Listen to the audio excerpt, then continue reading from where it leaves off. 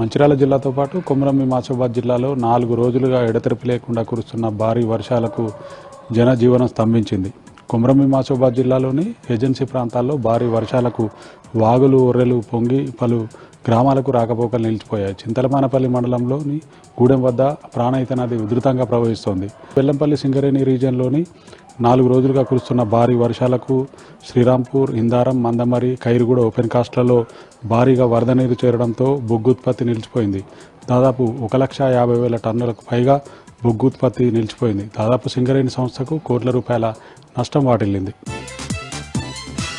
మంచిర్యాల జిల్లా కేంద్రంలోని సాయికుంట, ఎన్టీఆర్ నగర్లలో గల ప్రభుత్వ గిరిజన బాలికల ఆశ్రమ పాఠశాలను ఆకస్మికంగా తనిఖీ చేసి వసతి గృహాన్ని పరిశీలించి విద్యార్థినులతో కలిసి టిఫిన్ చేశారు జిల్లా కలెక్టర్ కుమార్ దీపక్.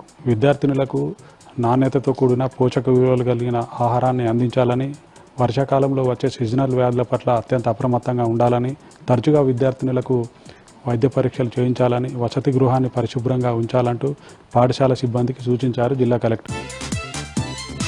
మంచిర్యాల జిల్లాలోని కాసుపేట మండలం కొమటిచేనులో దారుణం చోటు చేసుకుంది. అప్పుగా ఇచ్చిన డబ్బును తిరిగి ఇవ్వమన్నందుకు శివరాం అనే వ్యక్తిపై కత్తితో దాడికి పాల్పడ్డాడు రవి అనే వ్యక్తి. శివరాంకు తీవ్ర గాయాలు కావడంతో ఊటావుటిన స్థానికులు ఆసుపత్రికి తరలించారు. పోలీసులు కేసు నమోదు చేసుకుని దర్యాప్తు ప్రారంభించారు.